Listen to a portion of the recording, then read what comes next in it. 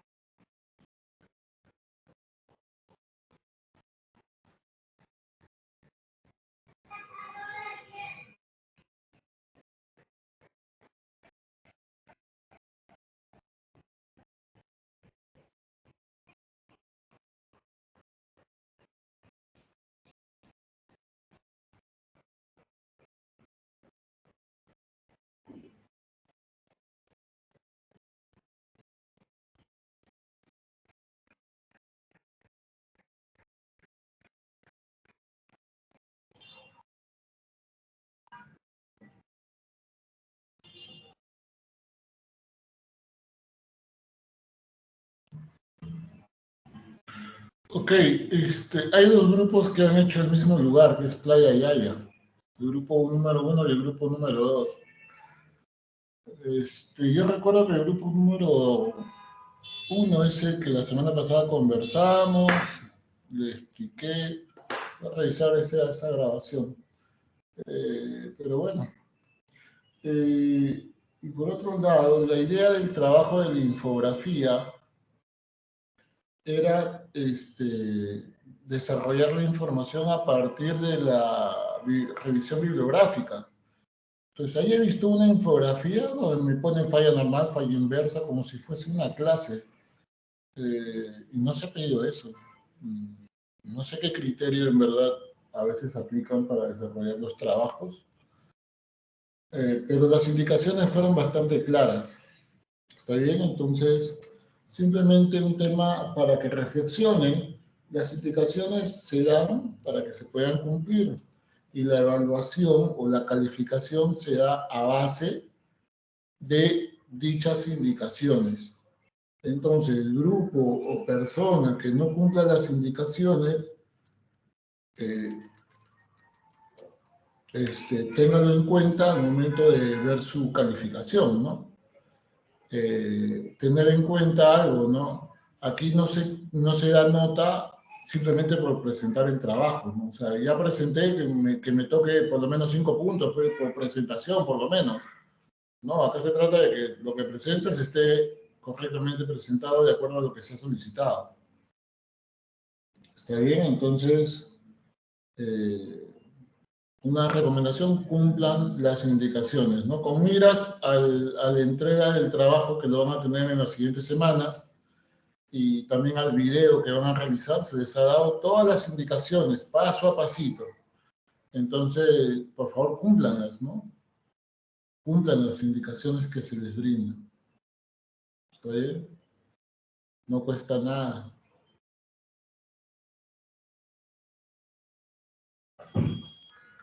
Diego Enrique. Presente, profesor. Julián Emanuel. Presente, profesor. Caterina Ángela. Presente, profesor.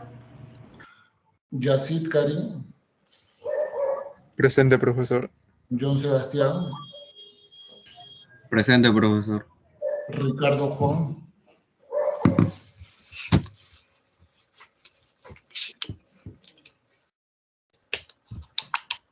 Ricardo Juan. Yasser Tardelli. Presente, profe.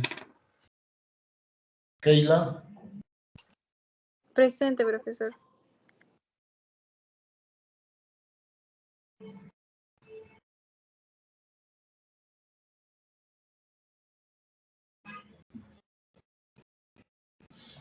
A ti te dieron, Keila, disculpa la pregunta, ¿quién te dio la invitación para que puedas entrar? Porque tú estás como invitada, o sea, a mí me apareces acá como ausente y apareces arriba como invitada. Ah, sí, sí lo expliqué la otra vez porque me preguntó por qué aparecía como invitada. Es porque yo entro desde mi iPad, porque mi laptop no tiene cámara, entonces me paso el link desde mi aula virtual. Yo misma me paso el link y Ah, entro de... sí. ok, ok. Anthony Alessandro, Presente, profesor. ok. Arturo Daniel, Presente, profesor. Percy Juliano, Presente, profesor. Anthony Gainer, Tiago Alessandro, Alan Kenny, Presente, profesor. ok, Tiago, Alan Kenny, Presente, profesor. Alfredo Alessandro, Presente, profe. Luis Davis, Presente, profesor. Alexander, Presente, profe. Yo, Paola, ¿verdad? ok, Paola Miranda, Presente, profesor. Buenas noches. buenas noches, Edward Nilton, Presente, profesor, presente. ok, Víctor Adrián, Profesor presente. John Jacob, Presente, profesor. Leonardo, Presente, profesor. Diego Alonso, Presente, profesor. Matías Emanuel, Presente, profesor. César Calvet, Presente, profesor. Michelle Alfredo, Presente, profesor. Brian Adams, Presente, profesor. Carlos Daniel, Presente, profesor. Esmeralda Isabel, Presente, profesor. Juan Diego, Presente, profesor. Eric Rodrigo, Eric Rodrigo, Profesor, me escuchaba presente. sí, sí te escuché, bajito pero te escuché, Héctor Miguel, Presente, profesor. Arnold Arón, Presente, profesor. Fabio Giovanni,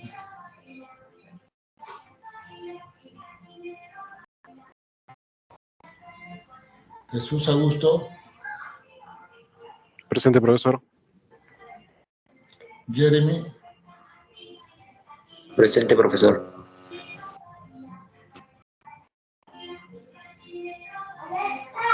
Franco Eduardo, Presente, ingeniero. José Luis, Presente, profesor. Francisco Miguel, Presente, profesor. Jumer, Buenas noches, profesor, presente. Luis Rafael, Iván, Presente, profesor. José Martín, Presente, profesor. Alejandro Julio José. Ok.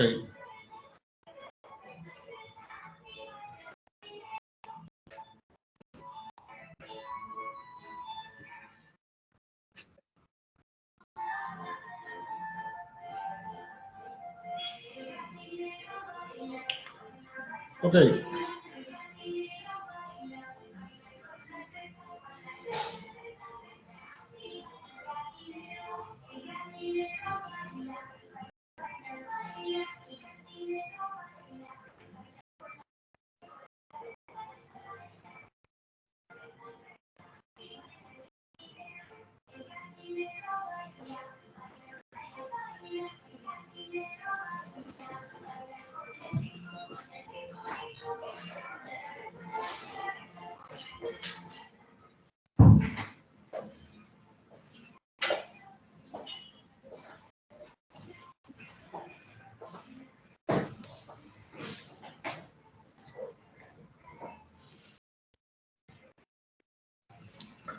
Ok.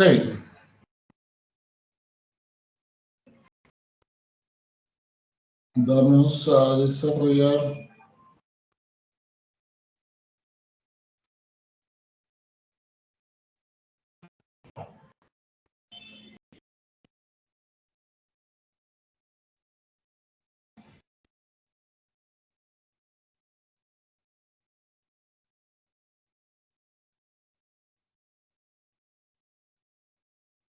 Ok, la semana pasada habíamos estado conversando sobre lo que es los movimientos sísmicos. ¿No? Ya con eso terminamos la parte o la unidad de la geodinámica. Hemos hablado de los procesos de remoción de masa. Hemos hablado sobre los movimientos sísmicos, ambos procesos que van a dar forma, uno desde el exterior y uno del interior, van a dar forma a nuestra superficie. Está bien, habíamos conversado la semana pasada los movimientos sísmicos, cómo se originan, habíamos hablado sobre las características de las ondas, la relación que hay entre las ondas, la profundidad, la magnitud, todo ello principalmente, ¿no? Y ahora ya entramos a la parte de nuestra unidad número 5, ya la última parte del curso. Nos quedan solamente 3 temas para desarrollar y dar por terminado el curso, que es básicamente ya la parte bastante aplicativa, ¿no? Y vamos a iniciar viendo lo que son los túneles o las excavaciones. Ok, entonces vamos a explicar un poco sobre este punto.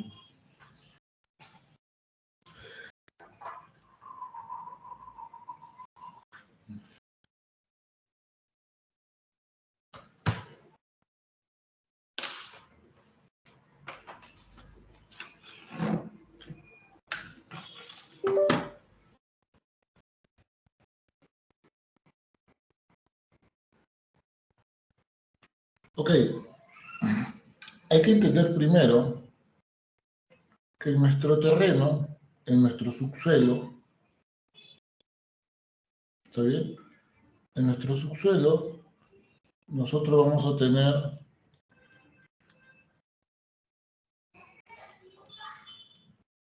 todo el material va a estar confinado y va a haber un orden dentro del campo de los esfuerzos, es decir, los campos de los esfuerzos se pueden presentar más o menos de esta manera, ¿no?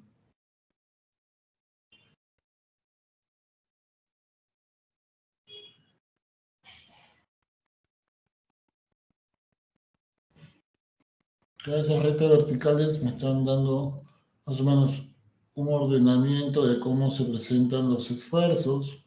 Está bien que el terreno se encuentre en equilibrio, pero ¿qué pasa cuando yo agarro y genero una excavación?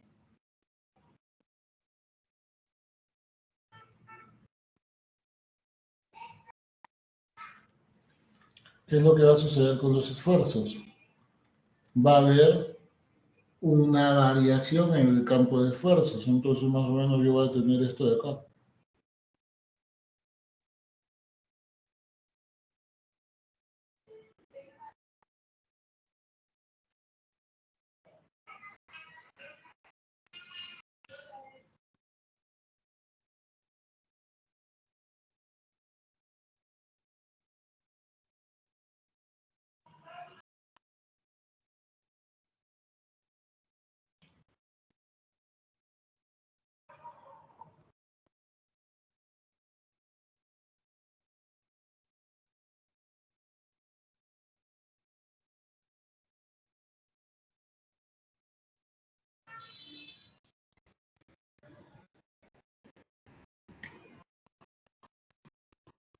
¿Ok? ¿Qué está sucediendo? ¿Qué es lo que trato de mostrar con mi imagen o con mi dibujo que he realizado? Que cuando yo hago una excavación en el subsuelo se va a generar una variación en el campo de esfuerzos, generando un desequilibrio. Y por tanto, todos los esfuerzos que van a estar ahí van a tratar o van a buscar cerrar dicha excavación.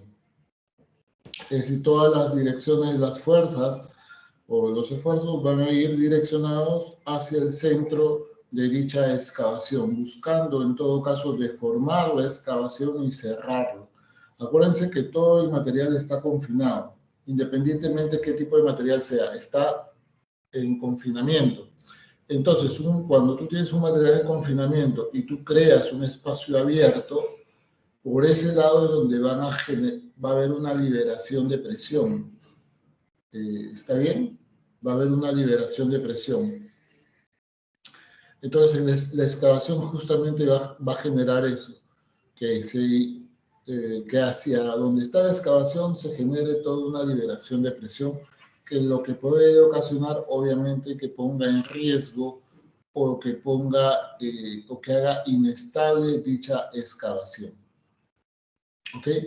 Es por eso que cuando se diseña una excavación,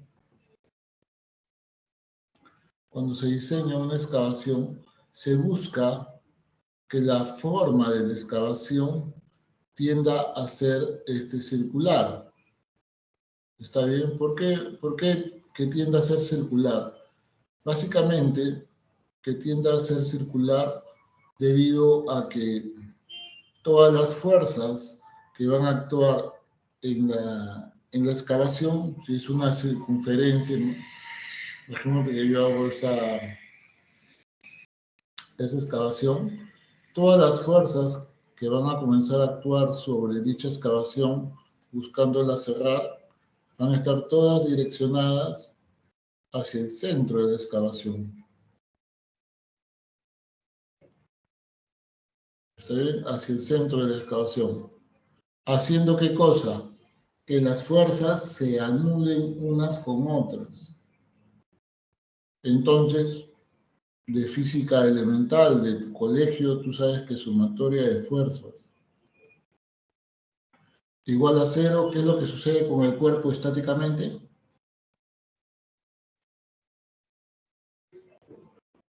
¿Alguien que esté por ahí atendiendo? ¿Qué es lo que sucede cuando la sumatoria de fuerzas es igual a cero? ¿Equilibrio? Equilibrio. Equilibrio. Perfecto, gracias. Está en un equilibrio estático. Ahora, si está en movimiento, obviamente sumatoria de fuerzas, ¿qué te da? Un movimiento a velocidad constante. Pero ahorita estamos hablando de un equilibrio estático. ¿Está bien? Entonces, es por eso que las excavaciones tienden a tener esta configuración algo circular. Algunas veces se hace circular, algunas veces va a tener otras formas, va a tener una forma así ancha, de repente en la parte de los lados, pero siempre arqueada en la parte superior, una forma de herradura. Una forma de herradura. Es decir, va a tener diferentes formas. ¿De qué va a depender la forma? Obviamente va a depender del tipo de excavación que tú hagas, para qué quieres dicha excavación, etc. Hay excavaciones que son netamente circulares, hay otras excavaciones que no. ¿Está bien? Todo va a depender de cómo sea el diseño de la excavación.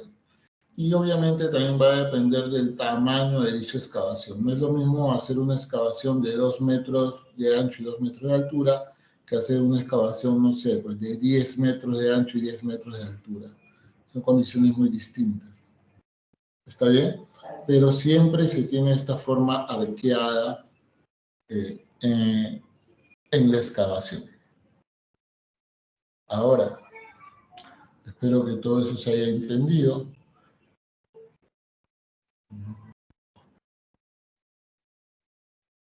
Ahora, en una excavación, tú vas a tener lo siguiente.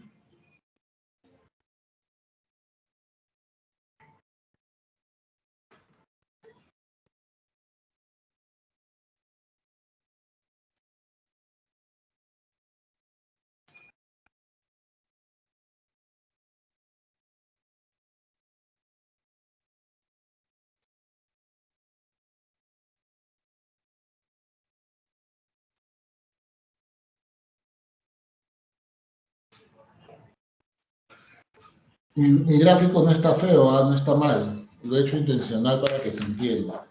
Para que se entienda lo que voy a explicar. Primero, cuando uno va a excavar, independientemente, lo primero que tiene que saber es en qué material va a excavar.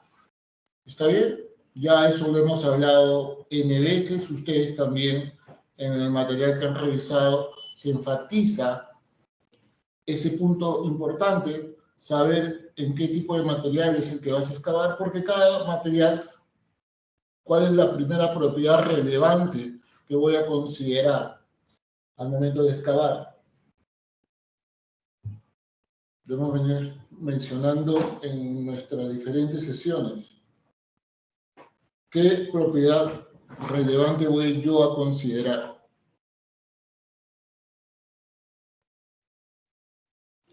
¿La resistencia a los esfuerzos mecánicos?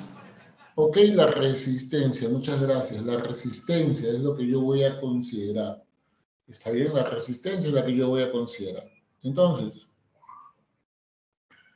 yo cuando hago una excavación, obviamente voy a buscar que se cumpla la sección que he diseñado. Imagínate que mi sección es esta, ¿no? O sea, mi ideal es que mi sección de mi excavación sea esta, ¿no? Esa es la dimensión ideal que yo deseo sacar. Sin embargo, ahí poniendo un poco de ambiente, su compañera con la música, ¿ok? Para que no nos durmamos, está bien. Perdón, profesor. No te preocupes, a todos les pasa. Entonces, les mencionaba que mi sección ideal sería esa que está en la parte izquierda superior, pero que obviamente puede suceder que yo cuando comience a desarrollar mi excavación no consiga ese perfil. ¿Y de qué va a depender? Va a depender de muchos factores. Primero, la resistencia de la roca. Segundo, a partir de la resistencia, en el caso de que yo haga, hay diferentes métodos de excavación, ustedes lo han leído. Uno de esos métodos, por ejemplo, es el método de perforación y voladura. Entonces, cuando se hace perforación y voladura, primero se perfora el frente de la excavación, es decir, este es mi frente. Yo voy a hacer mi malla de perforación. ¿Qué cosa es mi malla de perforación? Es indicar por dónde voy a comenzar a generar mis perforaciones, en las cuales después voy a llenar de explosivos, ¿no? Entonces hago toda mi malla de perforación, ¿no? Dibujo toda mi malla de perforación. Y hay toda una técnica para poder saber cómo dibujar esto o cómo hacer tu malla, que está relacionado, ojo, está relacionado a la resistencia de la roca. Y de ahí tú vas a cargar esas perforaciones.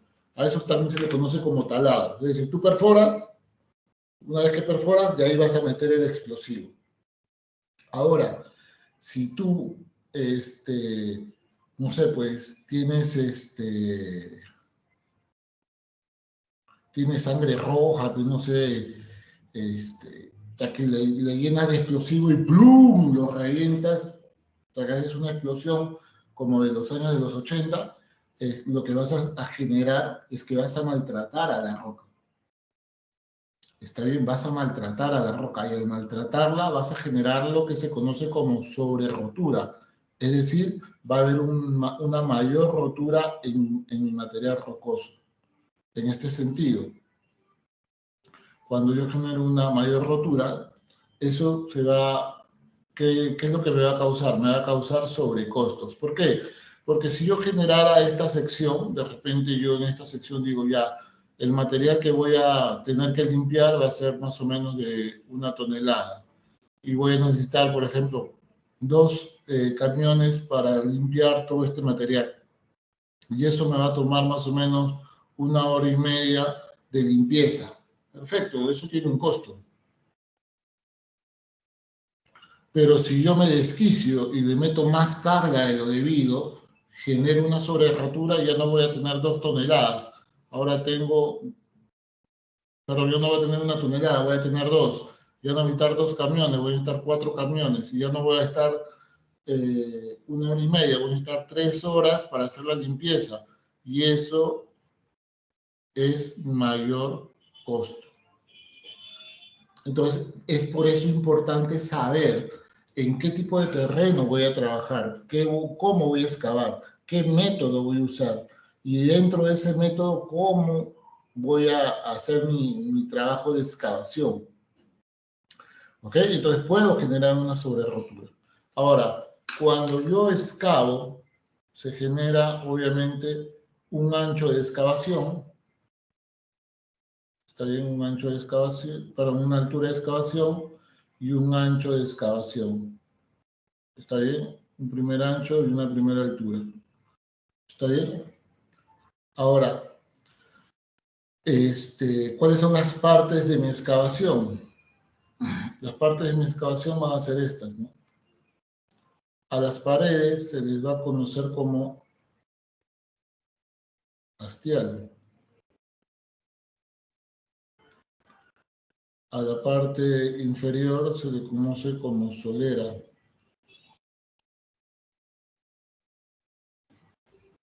En la parte superior se le conoce como bóveda.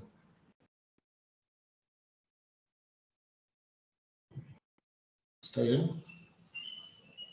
Ahora, cuando yo he hecho mi excavación, lo primero que voy a hacer es sostener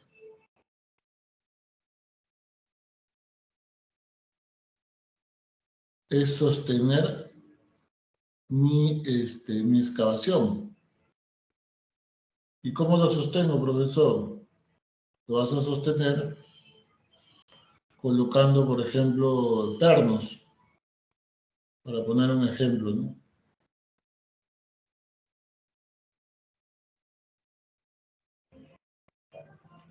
Entonces yo voy a empernar toda mi sección.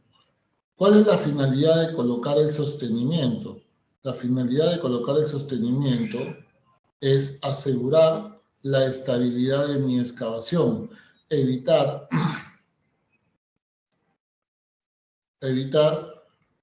que mi roca se deforme y al deformarse genere una inestabilidad.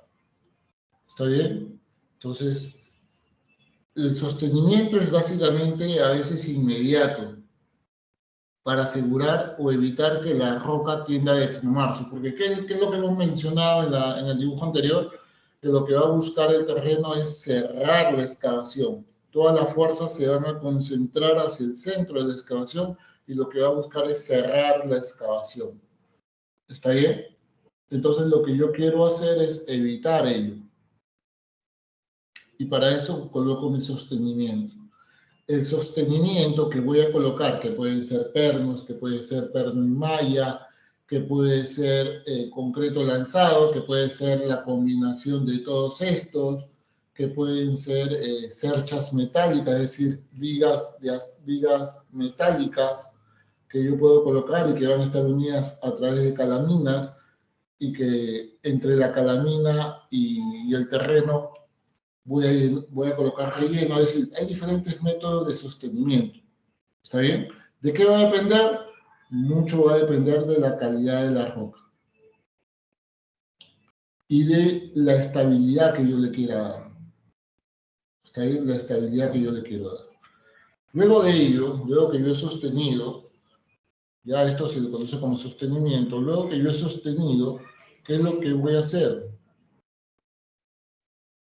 Se le va a aplicar lo que se conoce como revestimiento.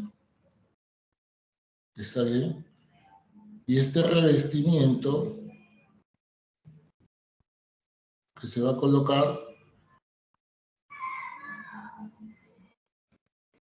obviamente va a buscar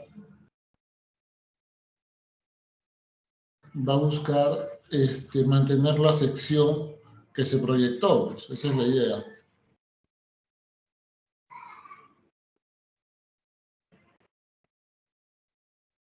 Entonces, estoy haciendo mi dibujo bastante exagerado, obviamente, porque con un buen control obviamente no sucede esto. Estoy exagerando para que se me entienda. Entonces, todo eso de color amarillo que acabo de colocar, va a ser lo que se conoce como revestimiento.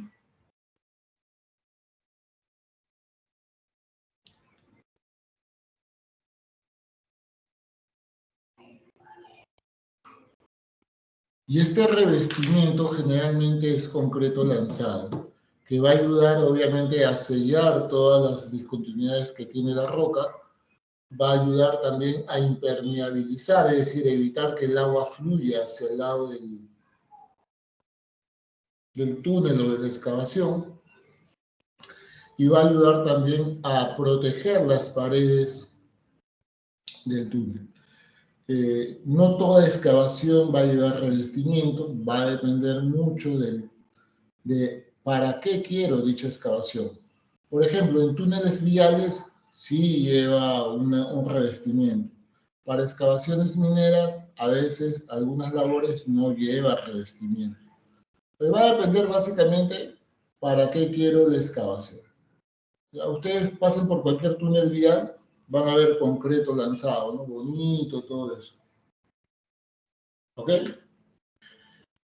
Y acá viene otro tema, porque una vez que yo he colocado el revestimiento, también voy a colocar, por ejemplo, en los túneles viales se coloca ventiladores en la parte superior, ductos, ¿no? Tuberías, etc. Entonces acá viene otro concepto, que es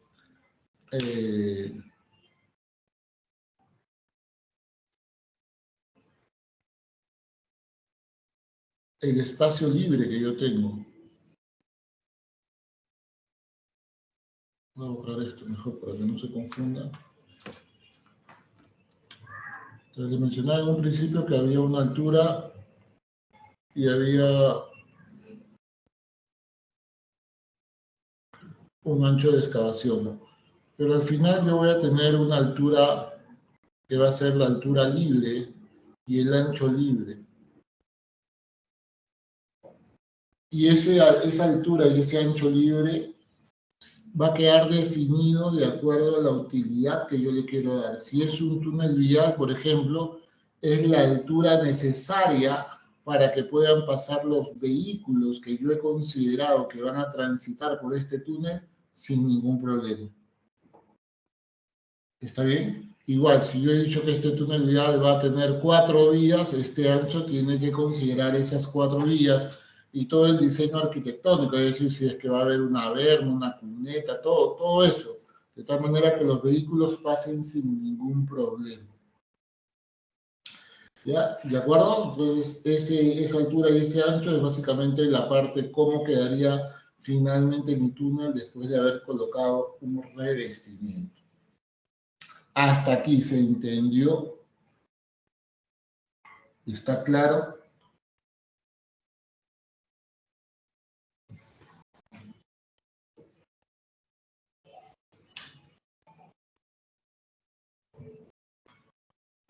¿Alguna pregunta? ¿Todo está claro?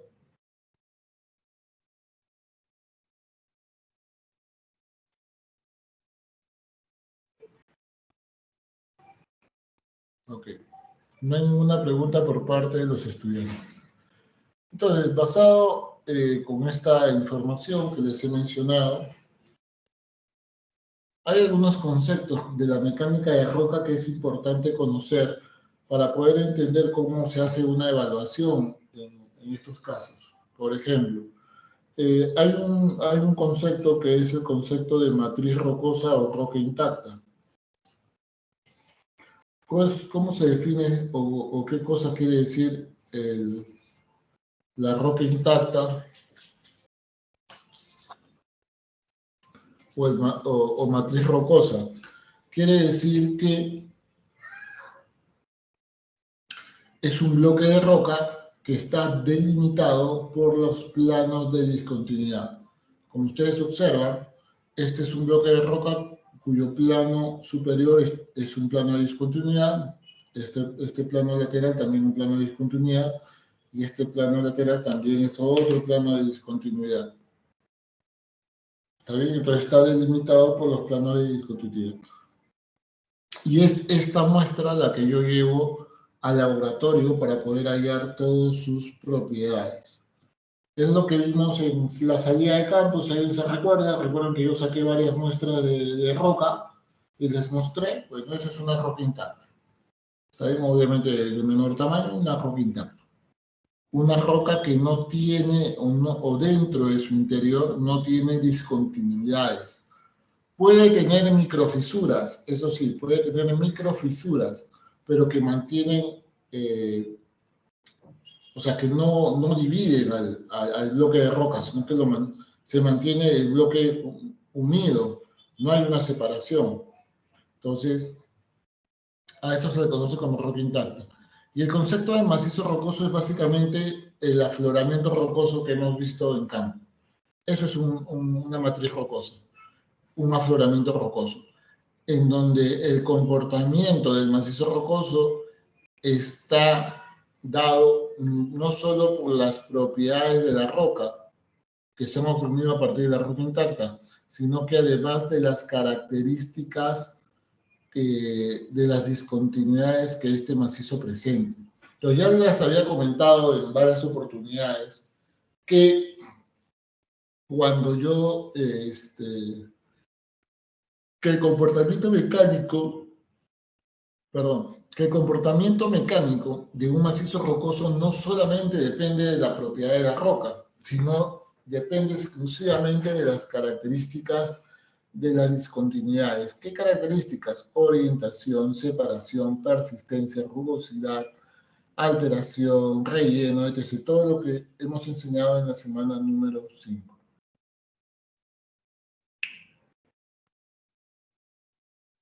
Ok, entonces tenemos esos dos conceptos, roca intacta y macizo rocoso. Y hay algo que también mencionar. La roca intacta puede tener una alta resistencia de repente para un tipo de material. Pero imagínate que su resistencia de la roca intacta sea de 150 megapascales, una resistencia moderada alta. Pero cuando yo quiero analizar la resistencia del macizo, ese valor numérico, para yo poder evaluarlo, va a tener que descender. Es decir, el macizo ya no va a tener un valor de 150, sino que por las condiciones de sus estructuras puede variar. Imagínate que varía de 150 a 80 o a 70 megapascales. ¿Y por qué es importante tener en cuenta eso? Porque al momento de hacer tus cálculos, cuando tú estás haciendo un cálculo matemático de diseño, etc., tú tienes que saber qué valores vas a tomar en cuenta. Por ejemplo, justo estaba en la mañana viendo una investigación en donde habían hecho ensayo de laboratorio de una roca. Le salía a 132 megapascales. Y con ese valor estaban haciendo su modelo numérico, es decir, estaban metiendo los datos a la computadora y estaban diseñando un talud. Y habían considerado ese valor. Y yo les decía que no, que eso está mal, porque ese valor de 130 es de la roca intacta, que para meter un valor de resistencia al programa tendrían que considerar un valor mucho menor, porque lo que yo estoy modelando no es la roca intacta, es un macizo rocoso. Entonces, ese valor de 132 no debería considerarse un valor mucho menor. ¿Ok? Entonces, eso es muy importante. Ustedes que están iniciando, en algún momento verán esto de acá y tienen que tenerlo muy bien claro.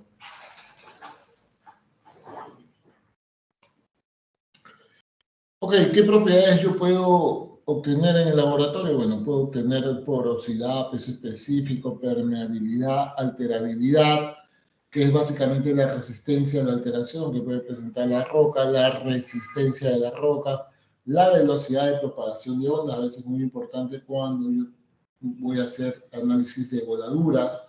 Está bien, cuando se hace análisis de voladura se parte desde el inicio, desde qué tipo de material tengo, y cuáles son sus condiciones, ¿no? Para ver, porque la voladura, ¿qué es lo que hace? La voladura lo que genera es cuando tú haces la voladura, las ondas que se generan por la voladura van a entrar y penetrar por las discontinuidades. Está haciendo que esas discontinuidades se prolonguen y llegue a romper a la roca. Eso es lo que hacen las ondas. ¿Está bien? Ahora, eso sucede solamente cuando tienes roca, ¿no? Usas explosivos cuando tienes roca, ¿no? Cuando tienes suelo, no metas explosivos, porque si no se te va a venir todo.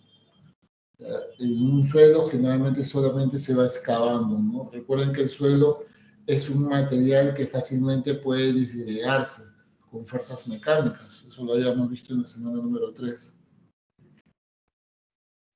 Ok.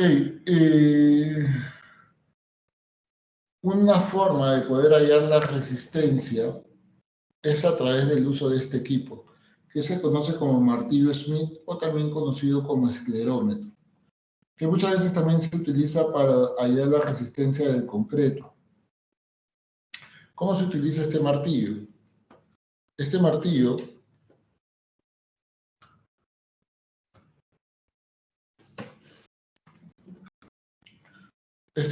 tiene un émbolo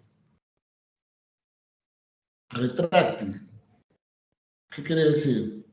Que esta punta de acá, cuando yo presione este equipo, esto se va a meter. Y cuando se mete, aquí hay una escala que me va a determinar un valor. Entonces, ¿cómo funciona? Yo agarro este equipo y de forma perpendicular a mi terreno,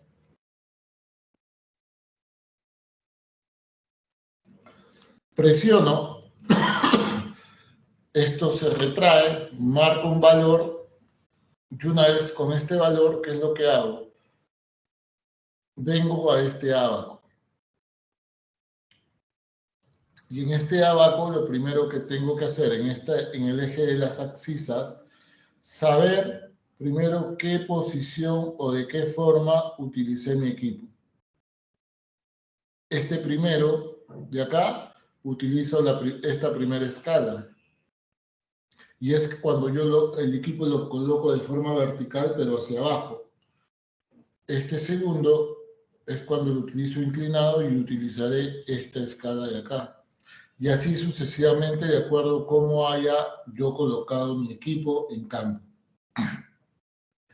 En el caso de este ejemplo que estamos mostrando, hemos colocado el equipo de esta manera. Entonces imaginemos que el valor que me haya marcado acá es de unos 46. Perfecto, estamos ahí. Entonces, ¿qué hago? Simplemente voy a trazar una recta vertical desde este punto hacia arriba.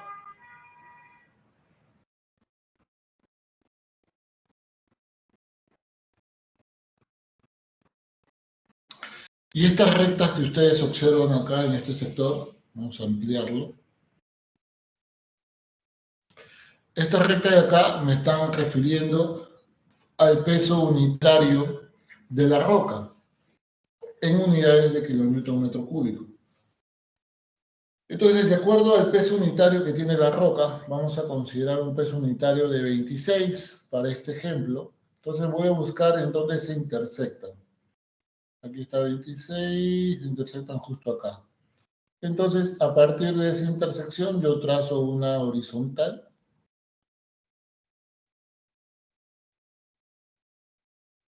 Ok, trazo una horizontal.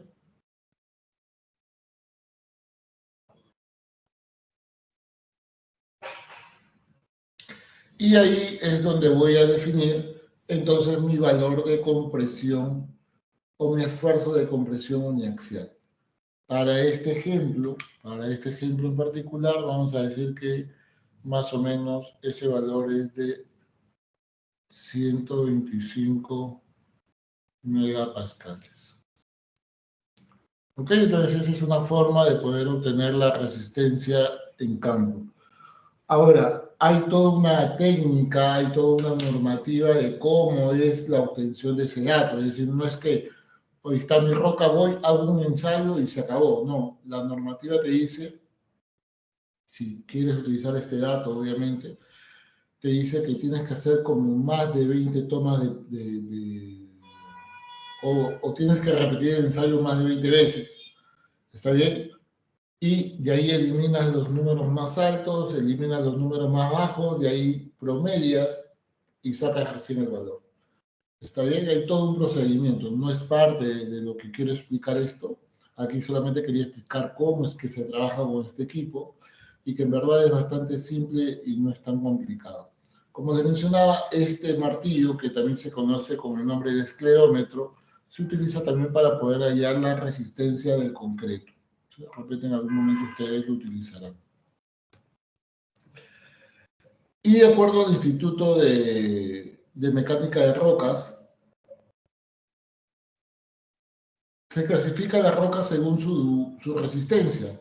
Y vamos a tener roca extremadamente dura cuando su resistencia está por encima de los 200 megapascales, 250 megapascales, y vamos a tener una roca de blanda, extremadamente blanda, cuando la resistencia está por debajo de los 25 megapascales.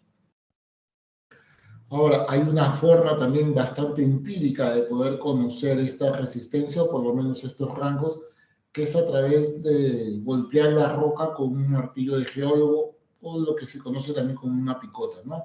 La herramienta que ustedes vieron que yo llevé a la salida de campo y con las que yo rompía la roca, con esa herramienta. Entonces, cuando yo golpeo una roca y se escucha un sonido metálico y no le hago nada a la roca, estoy en un rango de más de 250 megapascales. Cuando yo golpeo a la roca y solamente genero algunas esquirlas, estoy en este rango entre 100 y 250. Cuando yo golpeo la roca y la rompo con 3 o más golpes de picota, estoy en este rango de 50 a 100. Cuando yo lo golpeo con 1 o con 2 golpes, estoy en este rango de 25 a 50. Y cuando yo utilizo la punta de mi martillo y golpeo la roca y esta punta se mete un poco, estoy por debajo de los 25 megapascales. Esa forma empírica, que obviamente con la experiencia más o menos te aprendes estos rangos, te ayuda de una manera bastante fácil de poder más o menos determinar cuáles son los rangos de resistencia del macizo rocoso que en ese momento estás analizando. ¿Por qué es empírica? Porque va a depender también no solamente de la roca, también va a depender de la fuerza, pues. Imagínate, yo lo golpeo, pero viene una persona pues de 2 metros de alto, pues, con pecho de Van Damme, de Arnold Schwarzenegger, y golpea, de repente la destroza, pues, en un solo golpe. Y yo tristemente no lo voy a poder hacer. Entonces, depende también mucho de ello, ¿no? Por eso es algo empírico.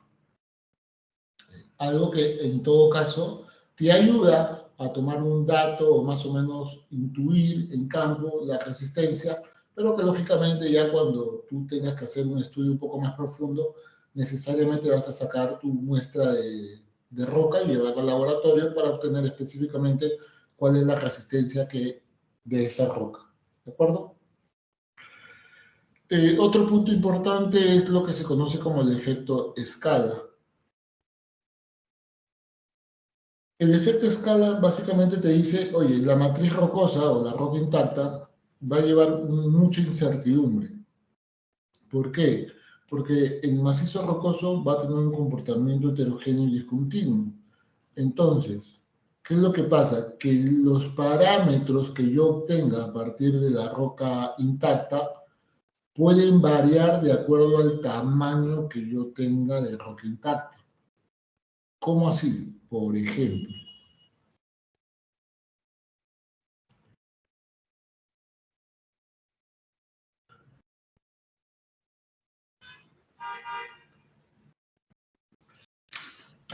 viendo sus caritas, ya también se me está pegando el sueño.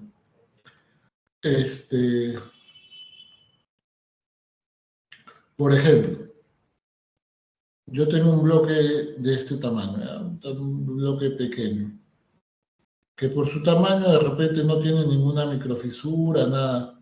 Acuérdense que estos bloques yo los saco del macizo rocoso, ¿ya?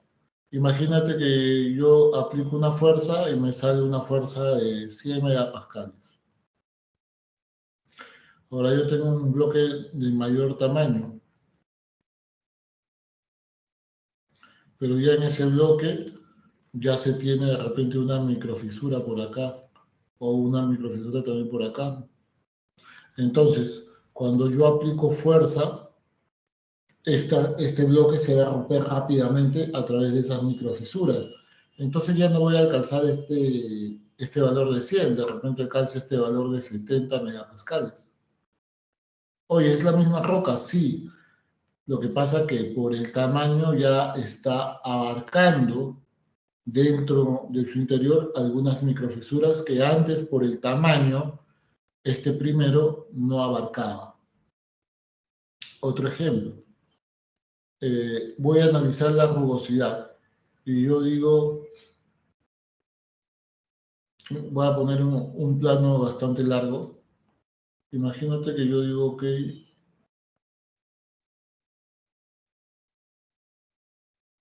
imagínate que tengo todo este plano de más o menos 2 metros de largo, ¿ya? Y de repente yo simplemente analicé este pedazo de rama. Más o menos unos 60 centímetros. O 60 centímetros. Y cuando yo hice mi análisis en esta zona, yo determiné que esto era ligeramente rugoso. Pero cuando hago mi análisis en los 2 metros, ya no es ligeramente rugoso. Para mí, esta superficie es muy rugosa. Entonces, el tamaño o el área de análisis para tomar o caracterizar mi macizo rocoso o hallar los parámetros de la roca intacta va a tener mucha incidencia en los resultados. ¿Está bien? Es por eso que en las normativas de los ensayos se determina un tamaño estándar para que se pueda desarrollar dicho ensayo.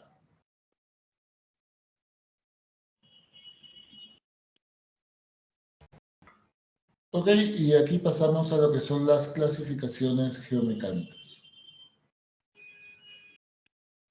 Vamos a hacer una pausa de unos 5 minutos, por favor, no se vayan.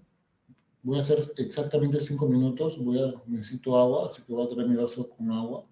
Y continuamos con esto que es lo más relevante o es lo que quiero poner énfasis en esta sesión. ¿Está bien? Entonces 5 minutos y volvemos, por favor.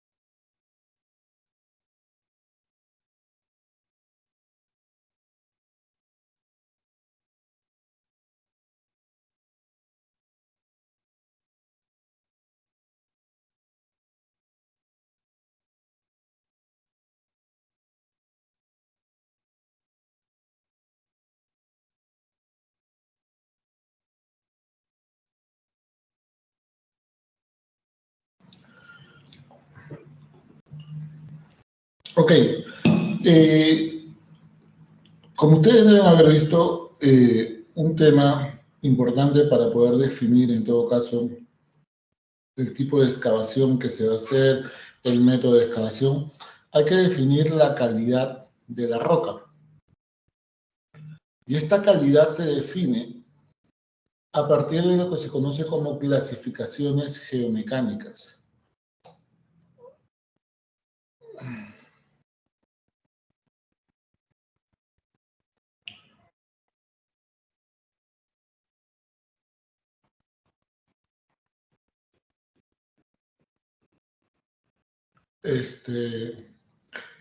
¿Qué son estas clasificaciones geomecánicas? Básicamente van a clasificar a la roca de acuerdo a sus características geológicas que ésta posea.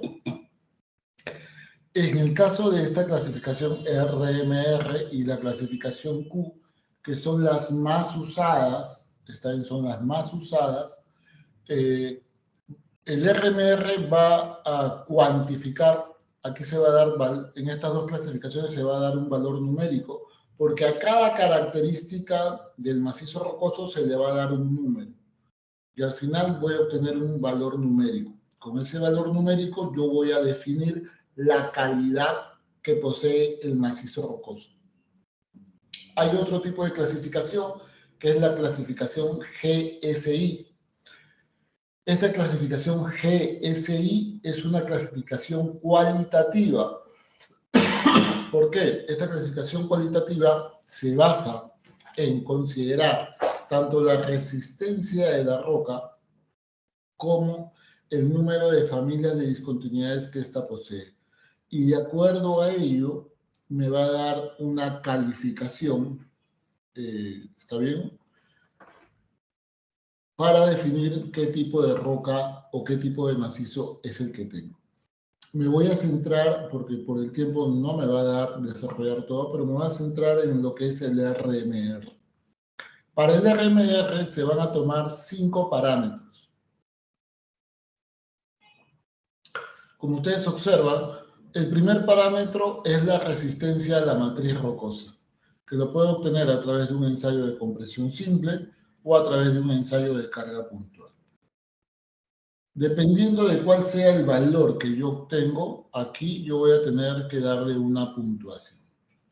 Por ejemplo, para el ejemplo que he explicado con el martillo Smith, hemos considerado que sale un valor de compresión uniaxial, o compresión simple, perdón, de 125 megapascales. 125 está en este rango, entre 100 y 250. ¿Qué puntuación le toca? Le toca la puntuación número 12. Y así, cada característica vamos a ir dándole un puntaje. El segundo parámetro es el RQD. Este parámetro de RQD antiguamente también servía como una clasificación geomecánica. El RQD básicamente me analiza el grado de fracturamiento de la roca. Ya lo habíamos comentado anteriormente, me parece que hace 2 semanas, que cuando hablábamos del grado de fracturamiento decíamos que a mayor grado de fracturamiento, mayor número de discontinuidades y el comportamiento del macizo tiende a ser mucho más crítico. Y pasa todo lo contrario. A menor número de discontinuidades, menor grado de fracturamiento, el comportamiento tiende a ser más estable. Entonces, el RQD me va a medir ello. ¿Está bien? Mientras el valor del RQD sea mayor, el grado de fracturamiento es menor. Cuando el RQD, su valor es menor, el grado de fracturamiento es mayor. Así se relaciona. ¿Cómo se calcula? Ya les voy a decir después. El tercer parámetro es la separación de diaclasas o de discontinuidades. A partir del parámetro 3 y el parámetro 4, que es todo un conjunto de parámetros, esto se analiza por familia. En la semana número 5, yo les había explicado todas las características de las discontinuidades. La primera era la separación de discontinuidades, que decíamos que era la distancia entre dos discontinuidades que pertenecen a una misma familia. Y es justamente lo que ustedes deben estar haciendo en su trabajo, para aquellos que ya salieron a campo o los que van a salir, es justamente la descripción de esos parámetros son los que ustedes van a hacer. De ahí viene la persistencia, la abertura, la rugosidad, el relleno, la alteración. Y de ahí el quinto parámetro viene, a ver, habíamos dicho tercer parámetro, separación de discontinuidades. El cuarto parámetro vendría o agrupa lo que hemos mencionado, persistencia, abertura, rugosidad, relleno, alteración. Todo eso está agrupado en lo que se conoce como estado de las discontinuidades. ¿En qué estado se encuentran dichas discontinuidades? Por eso se mencionan todas sus características. En el quinto parámetro es el parámetro del factor del agua, es decir, saber si dentro del macizo hay agua. Y lo puedo determinar a través de un caudal en una cierta longitud, un caudal. Lo puedo determinar por una relación de presión de agua y tensión principal mayor, o simplemente haciendo una descripción general, es decir si mi macizo rocoso está seco, está ligeramente húmedo, está goteando o tiene agua fluyendo. Como cualquiera de esas características que yo pueda observar. Ahora, imagínate que te vas a la zona de la sierra, en una época donde no hay tantas lluvias, y el día que tú analizas, obviamente el terreno lo encuentras seco. Entonces tú puedes decir, profesor, ¿qué valor tomo? Porque yo lo he encontrado seco. O sea, cuando yo he levantado mis datos, lo he encontrado seco. Entonces le correspondería valor 15. Claro que sí, valor 15. Sin embargo, oye, tú sabes que es una zona de lluvias. Claro. Cuando hay lluvias, ¿cuál sería la condición? Bueno, yo considero, profesor, que cuando llueve, por la forma que llueve, puede generarse hasta goteo de agua dentro del macizo. ¿Ok? Entonces, vamos a considerar para este parámetro un rango de valores, es decir, de 4 a 15. Así de simple. Profesor, ¿no se puede tomar un solo valor? Se podría, pero lo más recomendable es utilizar siempre los rangos. Y si yo quiero utilizar un solo valor, tomaría el que me genera la peor condición. Siempre. ¿Está bien? Pero acostúmbrense a tomar mejor rangos de valores. ¿De acuerdo? Rango de valores. Entonces, por ejemplo, vamos a hacer un ejemplo sencillo y bastante rápido sobre esto.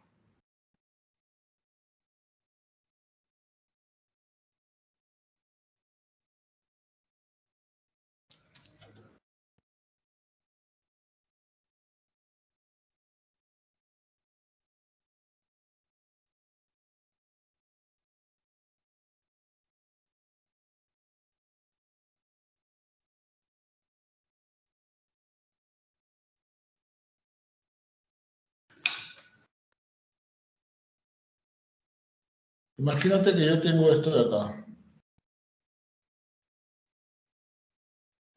Una resistencia de más o menos 150 megapascales. Un RQE de aproximadamente unos 70%. Una separación que varía más o menos entre 0.5 metros a de 0.3 a 0.5 mejor. De 0.3 a 0.5.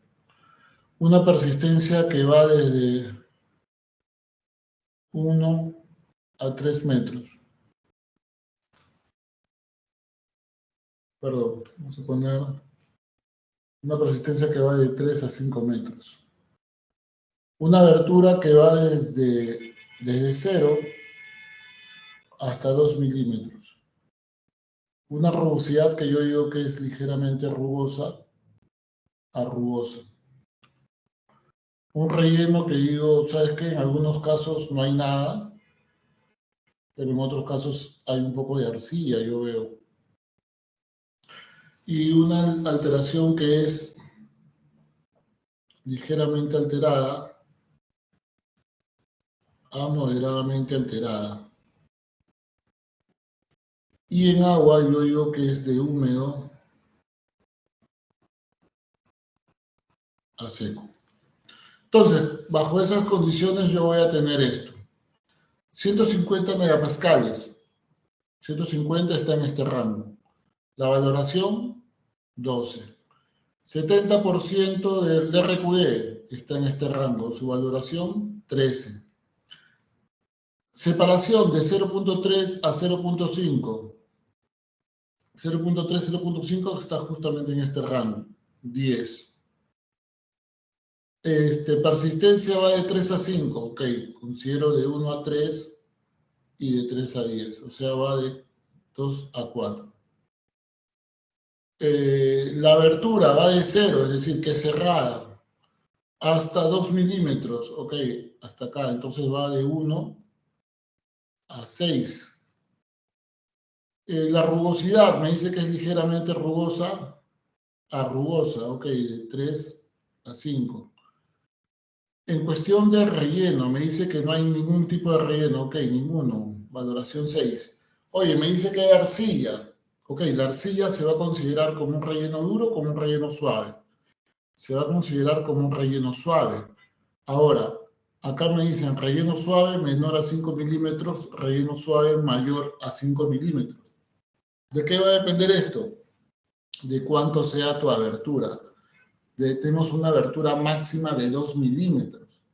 Por tanto, va a ser un relleno suave menor a 5 milímetros. Entonces, mi relleno va a variar de 2 a 6.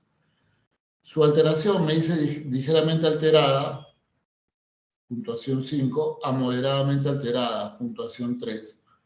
Y acá me dice, en cuestión del agua, me dice de seco a húmedo. Entonces yo voy a tener esto de acá. Húmedo 7 y seco 15. Muy bien, vamos a colocar esos valores entonces. Yo digo, esto de acá, esto es así, esto es 12, esto es 13, esto es 10, esto es de 2 a 4, esto es de 1 a 6, esto es de 3 a 5, esto es de 2 a 6, esto es de 3 a 5 y esto es de 7 a 15. Entonces, ¿qué es lo que voy a hacer? Voy a sumar, así de simple. ¿Ok? Acá tenemos 10, 20, 30, 40, 50, 53.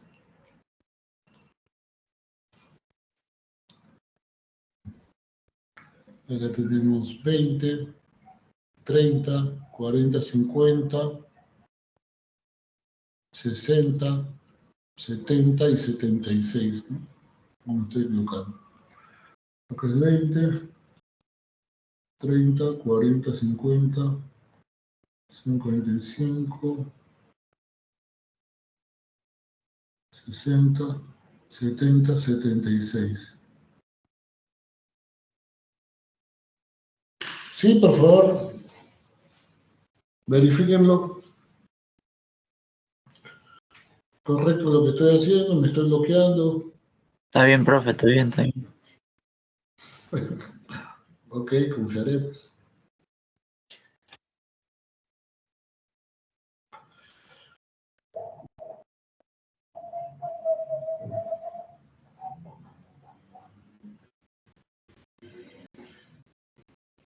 Ok. Entonces, con este valor de 53 y 76, yo vengo a esta tabla. Yo digo 53 y 76. 53 está acá. Y 76 está por acá. Ok, entonces yo saco que mi roca es de clase 2 a clase 3 y su calidad va de buena a media. ¿Está bien? De media a buena.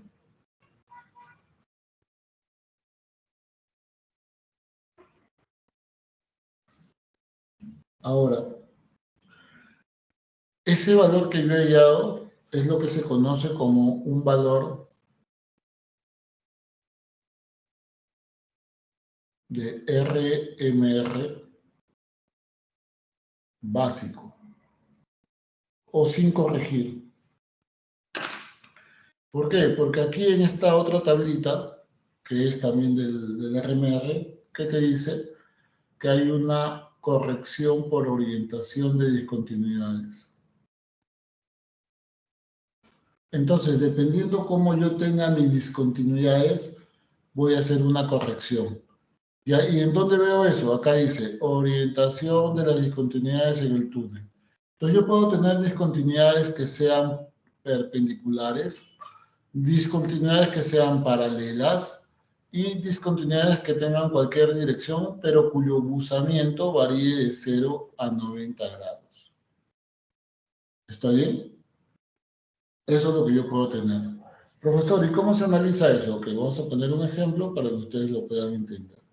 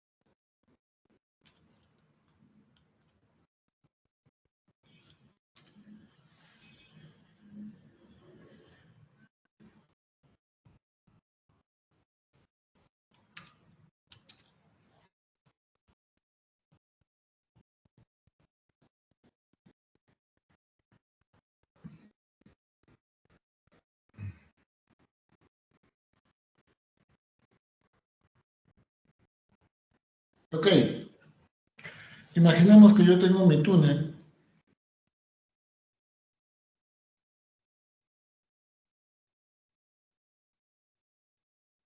cuya dirección de avance es sur, 40 grados este.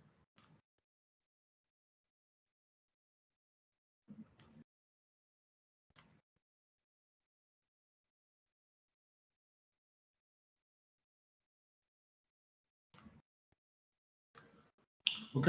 Sur 40 grados este. Entonces, sur 40 grados este vendría a ser esto de acá, sur, esto de acá 40,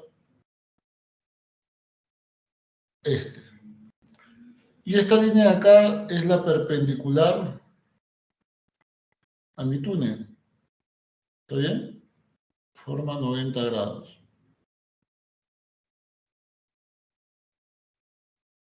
¿Ok?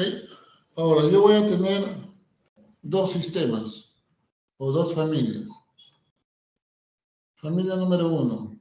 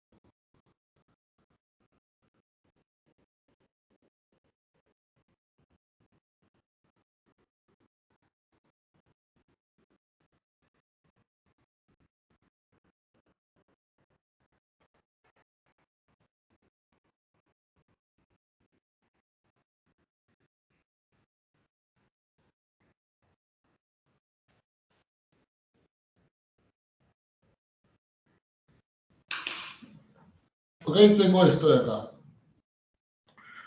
Entonces, tengo mi túnel que está en dirección sur 40 grados este y tengo esta familia que me dicen que su rumbo es 150 grados, tiene 30 grados de cruzamiento y está inclinándose hacia el suroeste. Entonces yo voy a dibujar eso de ahí. Entonces 150 más o menos va a estar por acá.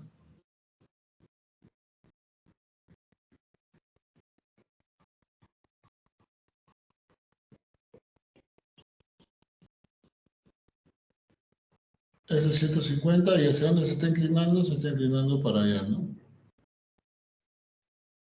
Esto no tiene tanta importancia, pero vamos a dibujarlo de todas maneras.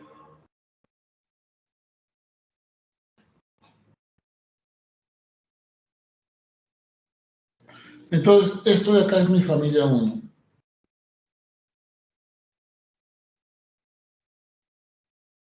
O mi set 1. Acuérdense que si esto es 40, todo esto de acá, ¿cuánto es? Vendría a ser 140 grados. ¿Está bien?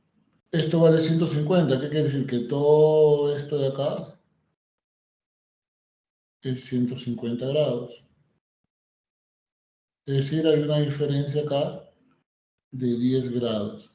Entonces, para considerar que una discontinuidad es paralela, o sea, para que sea paralela, tienen que tener el mismo rumbo.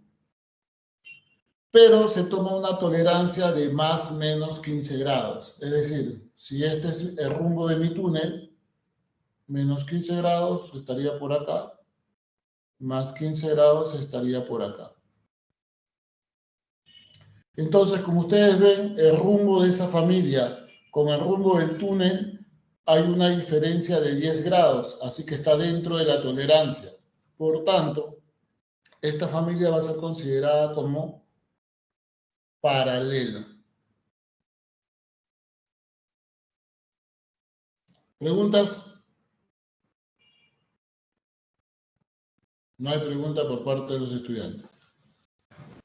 Profesor, ¿qué pasa si, disculpe, qué pasa si sobrepasa los 15 grados?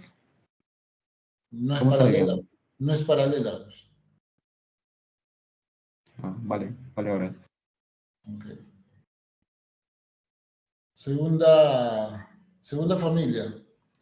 Me dice que es rumbo 40 grados, 70 grados noreste. Recuerden que esto de acá es la perpendicular, es la línea perpendicular al túnel. Ya están formando 90 grados. Si esto de acá es 40 y esto es 90, se entiende que esto es 50 grados. ¿Está bien? A mí me dicen que el rumbo es 40 grados. El rumbo es 40 grados, por tanto, más o menos, el rumbo debería estar más o menos por acá. Ese sería el rumbo de esta familia. Ese sería el rumbo. Y su dirección de buzamiento, me dicen que esa es el noroeste.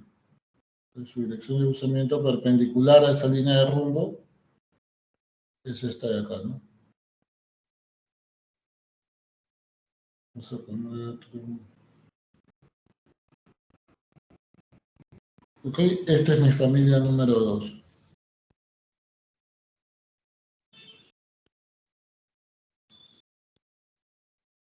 Esta es mi familia número 2, ¿no?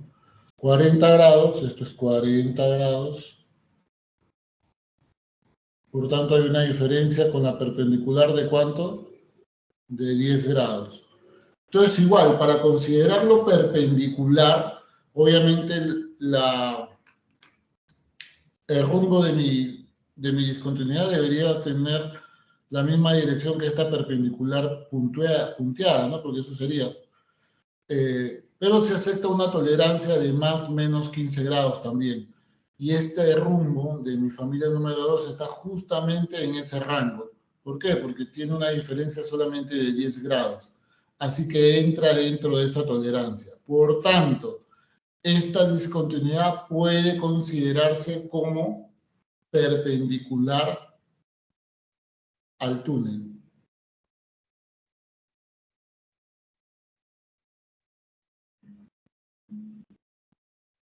Entonces, vamos por acá. Primera familia, hemos dicho que es paralela, perfecto. ¿Cuánto es el buzamiento? 30 grados. Ok, una vez que yo defino que es paralela, tengo que ver cuánto es su buzamiento. ¿Su buzamiento va de 45 a 90 o de 20 a 45? De 20 a 45 porque en nuestro caso es 30, perfecto. ¿Qué es? Es una condición media. Vengo acá en corrección, puntuación, túnel. Busco media. ¿Qué valor me da? -5. ¿Ok? Ese es de mi familia número 1. Familia número 2. Me dice que es perpendicular. La familia número 2 me dice que es perpendicular. Ok. Aquí estoy perpendicular. Pero aquí me dice, ¿excavación a favor del buzamiento o excavación en contra del buzamiento? ¿Cómo es eso? Vamos a explicar. Cuando yo tengo mi excavación de esta manera, vamos a poner mejor una hoja. Yo espero que puedan estar tomando nota. Yo tengo mi excavación acá.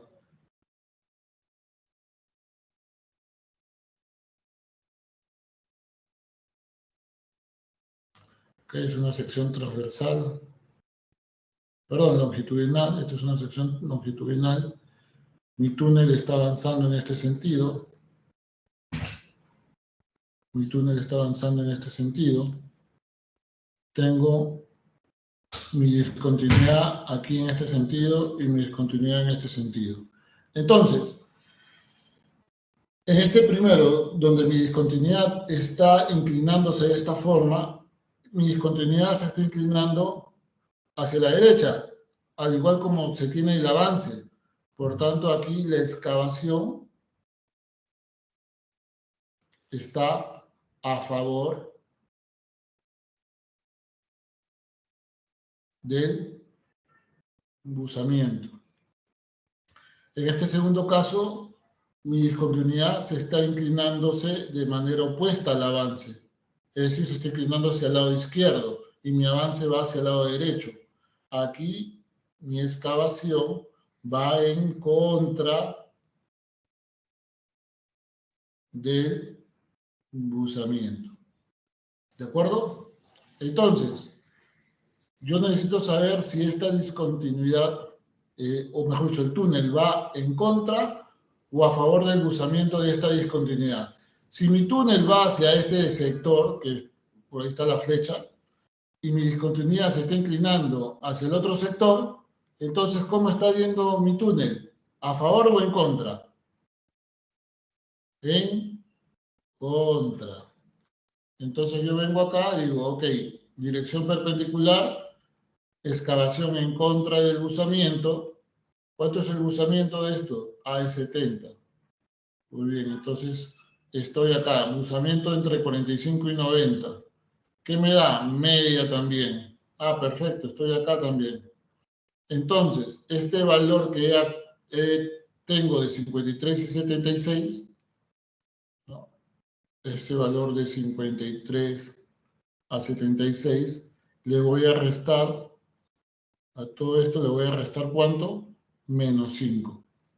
Entonces, mi RMR corregido sería igual a, acá sería 48 menos 71. ¿Está bien? En este caso muy particular, la roca se sigue manteniendo en los mismos sectores, no hay ninguna variación. Puede darse el caso que cuando yo haga la corrección, ya la roca no esté en esta primera clasificación, sino que haya variado. ¿De acuerdo? En este caso no hay variación porque se mantiene dentro de estos rangos. 48 está acá y 71 está acá. Así que sigue siendo una roca de clase 2 a 3 y sigue siendo una roca de media a buena. ¿Ok? ¿Alguna pregunta? Entonces aquí volvemos a ver el tema de las orientaciones y se dan cuenta qué tan relevantes son las orientaciones o el dato de la orientación al momento de hacer una clasificación, porque me puede variar, en este caso, cómo se clasifica al macizo rocoso. ¿Está bien? Entonces, como les he dicho ya en varias oportunidades, es muy relevante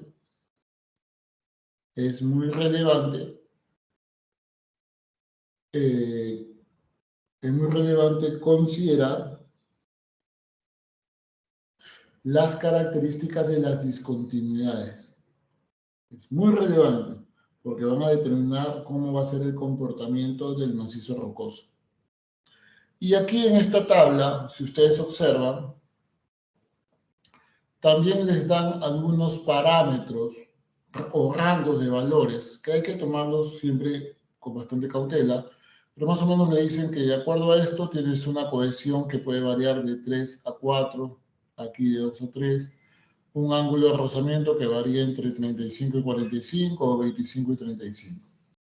Aquí te hablan de un tiempo de autosoporte. Profesor, ¿qué es un tiempo de autosoporte? Es el tiempo en donde la excavación se autosoporta sin haberle colocado ningún tipo de sostenimiento. Eso también hay que tomarlo con pinzas y hay que entenderlo de la siguiente manera. Por ejemplo, acá te están diciendo que esto puede, si la roca es buena, puede autosoportarse por un periodo de 6 meses. Pero si la roca o el macizo tiene una condición media, puede autosoportarse a lo mucho una semana. Pues mira la gran diferencia que hay. Ahora, no quiere decir que al octavo día o al octavo día a las 0,1 minutos la excavación colapsó. No va a suceder eso. Lo que va a suceder es que después de este tiempo, la roca va a comenzar a deformarse, va a comenzar a relajarse. Y eso obviamente va a generar una condición de inestabilidad, que en cualquier momento podría generarse una caída de roca y obviamente generar algo perjudicial en la excavación. Ahora, usualmente en los trabajos se excava y se sostiene. No se deja sin sostener. Siempre se va a excavar y se va a sostener casi inmediatamente. Ok, aquí ahora, el RQD. ¿Cómo se calcula el RQD? El RQD lo puedes calcular de dos formas. A través de muestras de perforación, que son esto de acá. Ya habíamos hablado en su oportunidad, cuando tú perforas, en este caso cuando tú perforas roca, el RQD solamente se calcula en roca.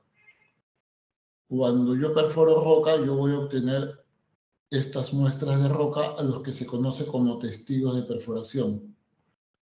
Para poder calcular el RQD, yo voy a medir todos los trozos o los bloques de testigos que tengan una longitud mayor o igual a 10 centímetros. Y lo voy a dividir entre la longitud del taladro o lo que también se conoce como longitud de perforación. ¿Qué es la longitud de perforación? Es básicamente la longitud que baja la tubería cuando perfora. Y esa longitud de perforación es muy distinta a lo que se conoce como longitud de recuperación. ¿Qué cosa es la longitud de recuperación? Es la longitud de toda la muestra que tú recuperas. Y esa longitud de recuperación siempre va a ser menor o igual a la longitud que tú perforas. Profesor, ¿cómo puede ser menor? Porque, ¿qué es lo que pasa? Que cuando tú perforas puedes pasar zonas de un alto grado de fracturamiento. Entonces, como tú vas perforando con la broca, esos bloquecitos que ya están partidos, los trituras más, y como tú estás inyectando agua para que tu broca no se queme, esa agua lo que hace es expulsar esos materiales muy pequeños y básicamente se lava ese material o desaparece. Entonces, cuando yo saco mi muestra, voy a ver, así como está en la gráfica, una longitud en donde no tenemos muestra. Y por tanto, mi longitud de recuperación de muestra va a ser mucho menor a mi longitud de perforación. Entonces, el RQD, sumatoria de las muestras mayores a 10 centímetros entre la longitud de perforación. Una forma ya en campo de determinar esta longitud o este RQD es simplemente agarrar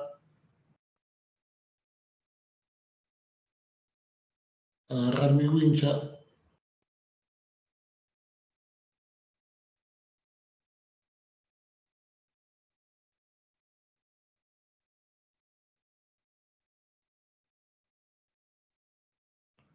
y en esa longitud, voy a tener una longitud, cuento todas las discontinuidades que tenga. Entonces voy a tener este valor de lambda, número de discontinuidades entre la longitud en la que he considerado ello. Y con este valor de lambda, en esta fórmula de acá, calculo el RQD de forma lineal. Hay una forma también de hacerlo a través de un metro cúbico, que es hallando este valor de JB, que básicamente es número de discontinuidades en un metro cúbico. ¿Ya? Son fórmulas que en nuestro caso no la vamos a aplicar, ¿ya? Pero es para que ustedes sepan cómo es que se calcula este valor del RQD. Y ese RQD, como les mencionaba, está relacionado al grado de fracturamiento. Entonces les decía que cuando el RQD, su valor tiende a ser bajo, la calidad de la roca tiende a ser muy mala. Y cuando el RQD es mayor, la calidad de la roca tiende a ser excelente. ¿Por qué sucede esto? Porque el RQD, como les dije, está ligado al grado de fracturamiento. A mayor RQD, menor grado de fracturamiento. ¿Y qué significa menor grado de fracturamiento? Menor número de discontinuidades. ¿Y qué significa eso? Que la roca o el macizo se va a comportar más estable. A menor valor de RQD, mayor valor de grado de fracturamiento. ¿Qué significa eso? Mayor número de discontinuidades. ¿Qué significa? Que la roca va a tender a comportarse de forma mucho más crítica. Entonces, ahí es cómo se relaciona. ¿Está bien? Ok, acá tienen un ejercicio que les recomiendo lo hagan, ya que está toda la explicación de dicho ejercicio.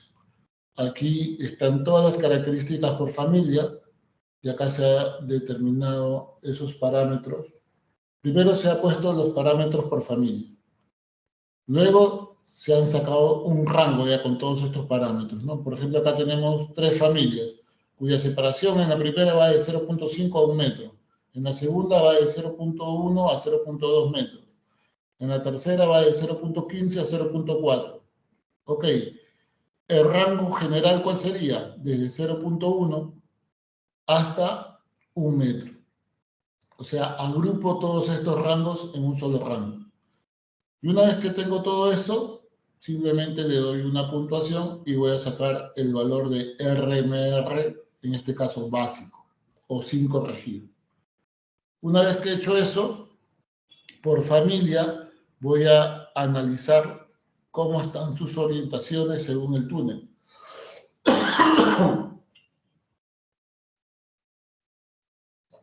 En la primera familia me sale que está una condición muy favorable, la puntuación es 0. En la segunda familia me sale desfavorable, una puntuación de -10. Y en la tercera familia me sale muy desfavorable, puntuación -12. Tengo 3 valores. ¿Cuál utilizo? Me voy a la condición más crítica, es decir, a la puntuación de -12. Y corrijo mi RMR inicial. En este caso tenía el valor de 34 a 57. Con la corrección que es -12, mi RMR corregido varía a 22, de 22 a 45. Clase de roca de tipo 3 a un tipo 4, la calidad varía de media a mala. Entonces, este ejercicio, véanlo. Recomiendo que lo hagan, no solamente que lo vean, ¿no? generalmente tienen la costumbre de ver, ¿no? No, háganlo. Y háganlo ustedes con la tabla que tienen y de ahí comparen el resultado para ver en dónde se han equivocado y todo.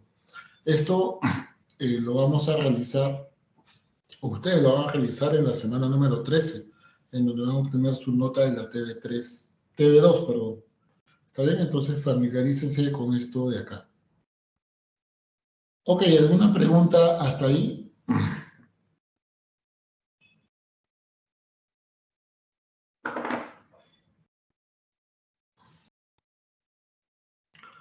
Ok, no hay pregunta por parte de los estudiantes sobre lo que se ha desarrollado. Todo claro, todo claro. En verdad yo no creo que esté todo claro, pero bueno. Y eso se lo digo por experiencia. Pero bueno. Ok. De mi parte eso sería todo. Ya no voy a desarrollar la parte de la clasificación Q. Está la información ahí. Está bien, no lo voy a desarrollar. Solamente me voy a quedar con lo que es el desarrollo del RMR. ¿Está bien? Muy bien, muchachos. Nos estamos encontrando la próxima semana. Ok. Que tengan buenas noches. Nos vemos. Chao, chao. Gracias por su atención. Gracias, profe. Gracias, profesor. Por la clase, profe.